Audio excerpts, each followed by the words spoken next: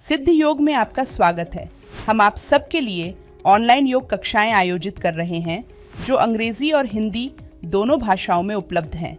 हम प्रत्येक दिन सुबह 5 बजे से रात 10 बजे तक 12 अंग्रेजी और 4 हिंदी की कक्षाओं के साथ आपके लिए उपस्थित हैं, ताकि आपको प्रत्येक दिन सही समय पर योग का अभ्यास करने में सुविधा हो। ये 2 सप्ताह एक ऐसा समय है जिसमें आप शामिल होकर अपने जीवन में एक सकारात्मक परिवर्तन का अनुभव कर सकते हैं, वह भी बिल्कुल मुफ्त में।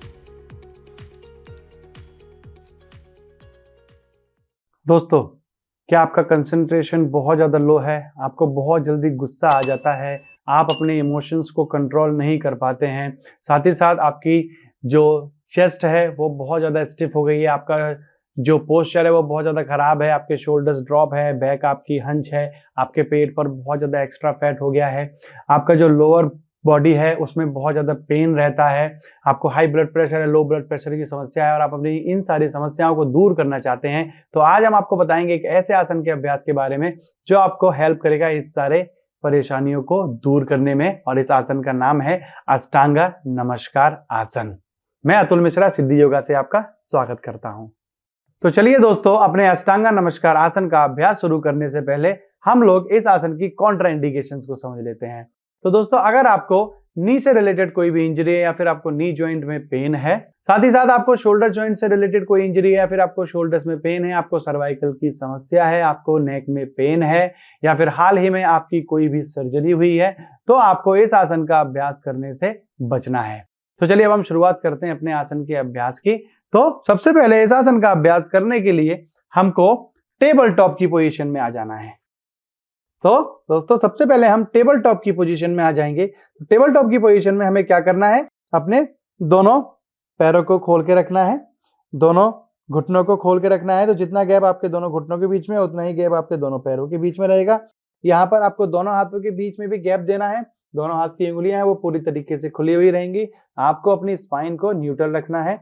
तो ये जो हमारा हो गया है टेबल टॉप पोज। अब यहाँ से हम लोग अष्टांग नमस्कार आसन का अभ्यास करेंगे। तो दोस्तों, ध्यान रखना है, अष्टांग नमस्कार के आसन के अभ्यास के लिए आपको अपने घुटनों को हल्का सा पीछे की तरफ कर देना है।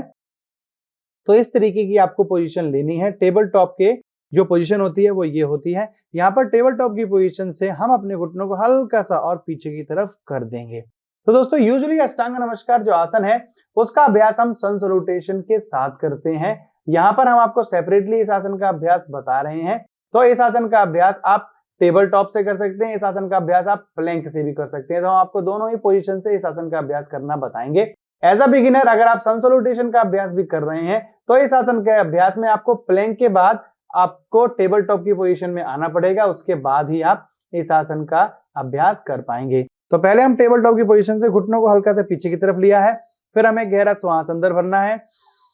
श्वास छोड़ते हुए हमें अपनी एल्बोज को बेंड करते हुए धीरे धीरे अपनी बॉडी को आगे की तरफ ले जाना है और अपनी चेस्ट और चिन को नीचे मैट पर रख देंगे इस तरीके से।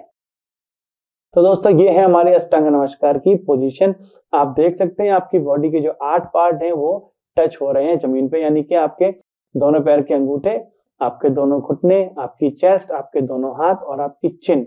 तो ये पार्ट आपके टच हो रहे हैं मैट से। ध्यान रखना है, आपको अपनी एल्बोज को इस तरीके से खोलना नहीं है, एल्बोज को बॉडी के क्लोज रखना है इस तरीके से।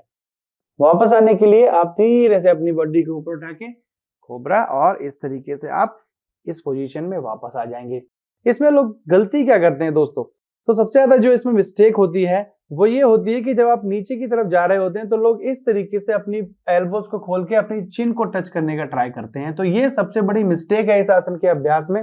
आपको ध्यान रखना है, जब भी आप इस आसन का अभ्यास कर रहे हैं तो आपको एल्बोज को इस तरीके से नहीं, आपको एल्बोज को अपनी बॉडी के क्लोज रखना है और आपको अपनी चिन को अपने हाथों की जो लाइन है उससे आगे, दोनों हाथों के बीच में आपकी चेस्ट आएगी। तो आपको इस तरीके से अपनी बॉडी को आगे की तरफ मूव करना है कि आपकी चिन आगे की तरफ जाए और आपकी चेस्ट जो है वो दोनों हाथों के हथेलियों के बीच में आ जाएगी इस तरीके से। आपका पेल्विक रीजन जो है वो मैट से ऊपर की तरफ रहेगा। और यहाँ आप देख सकते हैं कि इस आसन के अभ्यास से आपकी हैंड्स की स्ट्रेंथ बढ़ती है, शोल्डर्स की फ्लेक्सिबिलिटी बढ़ती है, आपकी लोअर बैक पर प्रेशर पड़ता है, जिससे कि अगर आपको लोअर बैक से रिलेटेड कोई भी पेन है आपको कमर दर्द की समस्या है या फिर आपको साइटिका की समस्या है, तो इस आसन के अभ्यास से आपको बहुत ज्यादा लाभ मिलेगा। साथ ही साथ आपकी एंकल और नी जॉइंट्स की फ्लेक्सिबिलिटी और स्ट्रेंथ दोनों ही इस आसन के अभ्यास से बढ़ जाएगी। और जब हम अपनी चेस्ट को नीचे की तरफ रखते हैं और आपका हिप जो है वो ऊपर की तरफ जाता है, तो इससे आपकी जो चेस्ट मसल्स हैं वो स्ट्रेच होती हैं, आपकी रिब्स जो है वो ओपन होती हैं और आपकी लंग्स कैपेसिटी बढ़ जाती है, जिससे कि अगर आपको अस्थमा की समस्या है या फिर आपको ब्रीथिंग में प्रॉब्लम होती है तो आपकी ये समस्याएं भी इस आसन के अभ्यास से दूर हो जाएंगी। अगला हम देखते हैं कि दोस्तों इस आसन के अभ्यास में थोड़ी सी और गलती करते हैं लोग कि लोगों का जो गैप है वो ठीक नहीं रहता है। तो ध्यान रखना है आपको, अगर यहां से आपको समझ नहीं आ रहा है तो सबसे पहले आप प्लैंक की पोजीशन ले लेंगे। प्लैंक की पोजीशन से आप अपने नी को नीचे की तरफ ड्रॉप कर देंगे। नी को ड्रॉप करने के बाद आप देख सकते हैं जो मेरे नी है वो टेबल टॉप की पोजीशन से हल्का सा बाहर की तरफ है। ये टेबल टॉप की पोजीशन होती है। तो टेबल टॉप की पोजीशन से आपको नी को हल्का सा पीछे की तरफ ले जाना है यहाँ, और उसके बाद गहरी श्वास अंदर भरेंगे, श्वास छोड़ते हुए आगे की तरफ। ध्यान रहे दोस्तों, एल्बोज को इस तरीके से बेंड करना है। मैं फिर बता रहा हूं आपको, एल्बोज को इस तरीके से ओपन नहीं करना है। एल्बोज को बॉडी के क्लोज और धीरे धीरे गर्दन ऊपर करते हुए आगे की तरफ जाना है। शुरुआत में आपकी ट्राइसेप्स और शोल्डर्स को थोड़ी स्ट्रेंथ चाहिए होती है। कुछ लोगों की स्ट्रेंथ बहुत ज्यादा लो होती है और वो आगे की तरफ नहीं जा पाते हैं। तो वो लोग क्या कर सकते हैं, वो लोग पहले पेट के बल लेट जाएंगे और पेट के बल लेटने के बाद आपको धीरे धीरे अपने घुटनों को आगे की तरफ लेके आना है, अपने पेल्विक को उठाते हुए। तो यहाँ पर भी आप इस आसन का अभ्यास इस तरीके से कर सकते हैं।